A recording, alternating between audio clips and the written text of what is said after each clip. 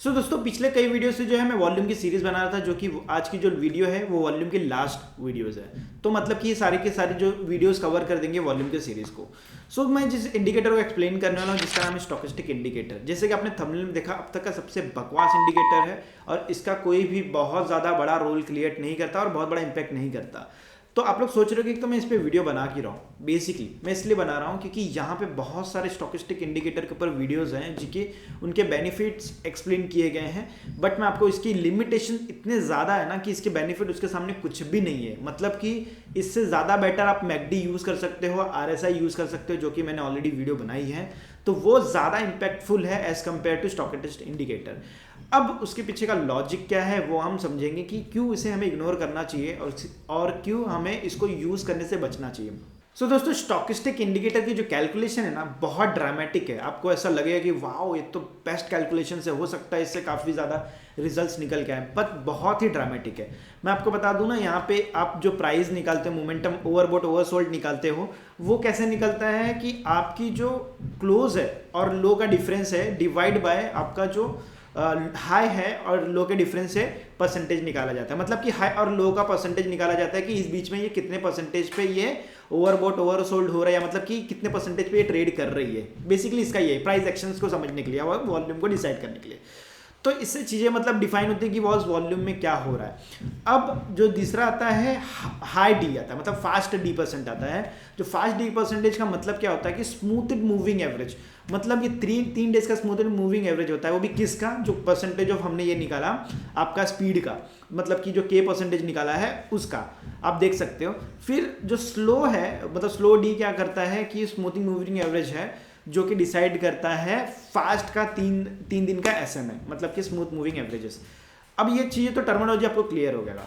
अब बेसिकली कई वीडियो में आपने देखा होगा कि जब भी ये इसको क्रॉस करता है तब हमें बाय करना चाहिए, मतलब जो फास्ट, मतलब ये वाली जो नीचे वाली ऊपर जाती है तो हमें बाय करना चाहिए, या ये जो डाउन साइड में आती है तो हमें सेल करना चाहिए। बट इसके पीछे का लॉजिक नहीं है क्योंकि उनको भी नहीं पता कि ये एग्जैक्टली है क्या। ये डी परसेंटेज ऑफ डी है, मतलब स्पीड है। एक फास्ट स्पीड होती है, एक स्लो स्पीड होती है। तो ये स्पीड है। तो स्पीड से क्या होता है ना, आप इससे अच्छा आप डायरेक्टली मूविंग एवरेज यूज़ करो, वो ज़्यादा बेटर है 20-50 का। वो जब भी 520 का यूज़ कर लो अगर इंट्राडे कर रहे हो तो वो ज़्यादा ब्रेक करेगा तो आप इंटर कर सकते हो। तो ये मतलब कि खाली आपको ये मतलब कि खाली आपको बहकाने की बात है और कुछ नहीं है। चलो आपने ले भी लिया। अब इसमें कैसा है कि जैसे कि मैंने के परसेंटेज बताया, वो आपका ओवरबॉट ओवरसोल्ड डिसाइड करता है, जैसे कि RSI में होता है। ओवरबॉट नेचुरली 70% के अबव होता है तो ओवरबॉट होता है, और 30 के बिलो होता है तो ओवरसोल्ड होता है। तो बेसिकली आप स्विंग ट्रेडिंग करते हो, राइट। बट यहाँ पे ना आप स्विंग ट्रेडिंग भी कर पाते हो, ना आप साइडवेज ट्रेडिंग भी कर पाते हो। मैं आपको बताऊँ इसके पीछे का रीज़न क्या है। जब ये ब्रेकआउट करेगा तो आपको बार बार स्टोकेस्टिक में ओवरबॉट दिखेगा, जिससे आपको डिसाइड होगा कि हमें सेल कर देना चाहिए। और साथ साथ में ऑफकोर्स बात है, क्रॉस ओवर तो होगा ही, तो वहाँ पे आप डिसाइड करोगे बाय का, मान लो बाय कर भी लिया तो एक टाइम के बाद वो ओवरबॉट दिखने लगेगा, जिसकी वजह से आप निकल जाओगे। और या तो फिर अगर साइडवेज में रहा तो बार बार जो है ना, जो स्लो SMA है या फास्ट SMA बार बार ब्रेकडाउन, मतलब कि क्रॉसओवर करता रहेगा, जिसकी वजह से आपको विप्सो इफेक्ट देखने को मिलेगा। अब विप्सो इफेक्ट है क्या, मैंने हालांकि शॉर्ट वीडियोस बनाई हुई है गाइस, आप ही लोगों के लिए सारी चीज़ें वीडियोस बना के रखता हूँ, बट मैं फिर भी यहाँ पे एक्सप्लेन करना चाहूँगा। विप्सो इफेक्ट क्या होता है ना कि आप जो ट्रेडिंग करते हो फियर ऑफ लूजिंग के वजह से बार बार आप स्टॉप लॉस को स्मॉल रखते हो, जिसके वजह से बाय नेचुरली वो हिट होता रहता है, और जिसके वजह से आपको ओवर ट्रेडिंग का शिकार होना पड़ता है और आपको लॉस बेयर करना पड़ता है। वो चीज़ें होती है। तो जिस बेसिस पे मेरे को नहीं लगता कि इसको जो है काफ़ी ज़्यादा आगे लेके जाने की ज़रूरत है, क्योंकि ये चीज़ें क्लियर हो। इससे अच्छा तो आप जो मैकडी और RSI को यूज़ करो, काफ़ी ज़्यादा बेटर है। उसके ऊपर मैंने ऑलरेडी वीडियो बनाई है, लिंक डिस्क्रिप्शन में मेंशन कर दूंगा, या तो मैं आपको एंड कार्ड पे मेंशन कर दूँ, आप वहाँ पे चेक कर सकते हो और उसको देख सकते हो। तो वो काफ़ी ज़्यादा हेल्पफुल है। लेकिन हम इसको चार्ट पैटर्न पे देखेंगे क्या एग्जैक्टली इसके पीछे का रीज़न क्या है कि हमें इसे बाय और मतलब कि इसको इग्नोर करना चाहिए।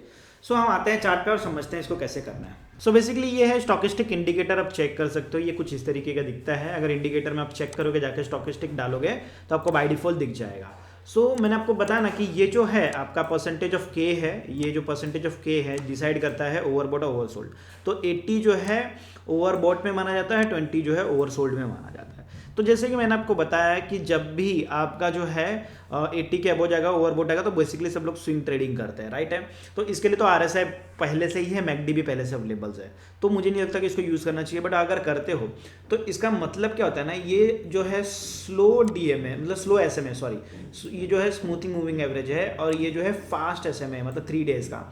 तो जब ये ब्रेक करेगा इसको, तो हम नॉर्मली बाय करते हैं, जो कि हम लोग इसमें भी करते हैं, मूविंग एवरेजेस में भी करते हैं, कोई बहुत बड़ी बात नहीं है। तो अगर आप इसमें करो, अच्छा मूविंग एवरेज यूज़ करो RSI के साथ में, अगर आप करते हो, ठीक है, लेट्स से कि अपने इसने क्रॉस ओवर किया, यहाँ पे आपको जो है आपको ओवर सोल्ड भी दिखा, ठीक है, आप यहाँ पे एंटर करते हो, मेक श्योर कि आपका यहाँ पे प्रॉफिटेबल ट्रेड तो बन जाएगा, नो डाउट है, क्योंकि ये अपसाइड में गया है, ठीक है। लेकिन यहाँ पे मैं आपको लिमिटेशंस बताता हूँ। जैसे कि अगर आप देखोगे यहाँ पे क्रॉस ओवर किया, अगर आप सेल करोगे, ठीक है, इस लेवल पे, क्योंकि आप देखोगे यही लेवल है, ठीक है, सेल करोगे तो आपको चीज़ें दिखेगी कि हाँ बॉस, आप यहाँ पे भी एक प्रॉफिटेबल ट्रेड लेके जा सकते हो। लेकिन पंगा किधर आती है, जब ये साइडवेज में चला जाता है। देखोगे यहाँ पे अगर आप बाय करोगे, ठीक है, लेट्स से कि आपने यहाँ पे बाय किया, फिर सॉरी यहाँ पे आपने बाय किया, क्योंकि इस लेवल पे अब बाय कर रहे हो, ऊपर नहीं गया, ये नीचे आ गया, स्टॉप लॉस हिट हो गया, फिर आपने क्या किया कि नीचे गया, यहाँ पे ओवरबॉट दिख रहा है, फिर आपने कहा नीचे के लेवल पे एवरेज किया इस तरीके के, ठीक है, ये जो लेवल है इस टाइम पे आपने लिया, क्योंकि ये अब ऑफकोर्स ही बात है कि अपवर्ड मोमेंटम में दिख रहा है, और ये तो पूरा का पूरा साइडवेज है, जिसके बेसिस पे आप जो है इंटर तो होते हो, बट ये साइडवेज में जाता है आपको बाय डिफॉल्ट, आपको स्टॉप लॉस से उठता है। यहाँ पे देखो थोड़ा सा ऊपर गया, यहाँ पे आपको दिख रहा है ओवरबॉट, तो मतलब चीज़ें एकदम क्लियर ही नहीं है। वहीं पे RSI काफ़ी ज़्यादा बेटर है, मैकडी काफ़ी ज़्यादा बेटर है। मैकडी का मैं आपको एक एग्जांपल दे देता हूँ, तो ज़्यादा बेटर होगा मैकडी समझने में, ठीक है। तो मैंने हालांकि मैकडी के ऊपर बड़ी वीडियो बनाई हुई है लॉन्ग, तो आप वो चेक कर सकते हो, वो ज़्यादा बेटर है। अब ये यहाँ पे देख लो, ठीक है, मैकडी का चीज़ें देखोगे ना, यहाँ पे भी सेम उस तरीके का ही होता है, बट ये जो क्लोज डाइवर्जेंस होता है ना कुछ इस तरीके का, ये बहुत इंपॉर्टेंट रोल प्ले करता है। और 26 डे का तो है, समझ लो एक मूविंग एवरेजेस होता है। तो जब ये डाइवर्जेंस क्रिएट करता है, अगर आप देखोगे यहाँ पे ऐसा कुछ इस तरीके का, तब कंफर्मेशन आपको यहाँ पे मिलता है। देखो अब चार्ट पैटर्न को देखोगे, कोई कंफर्मेशन नहीं है, तो जहाँ पे ट्रेड बनता ही नहीं है, मतलब जहाँ पे आप यहाँ पे सेल कर रहे थे, जहाँ पे आपको इग्नोरेंस का ट्रेड मिल रहा है, और यहीं पे भी देखोगे साइडवेज में है प्योरली, तो मतलब आपको चीज़ें पता चल रही कि कोई भी कंफर्मेशन नहीं दे रहा है। तो फिलहाल हमें को वेट करने से ही भला ही है, इंस्टेड ऑफ इंटर होने का। तो यही फ़ायदा होता है मैकडी का या RSI का।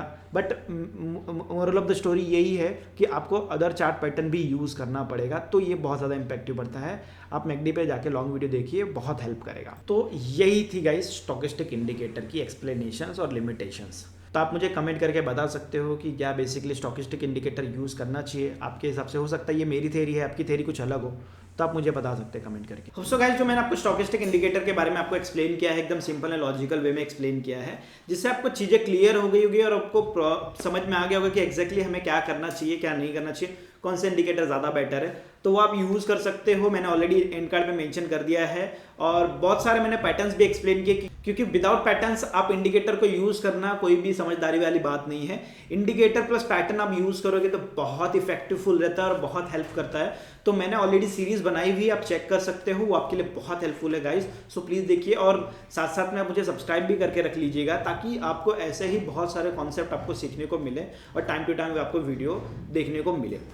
सो वीडियो को हम यहीं पे समाप्त करते हैं और मिलते हैं एक नए अच्छे सीरीज़ के साथ में। धन्यवाद।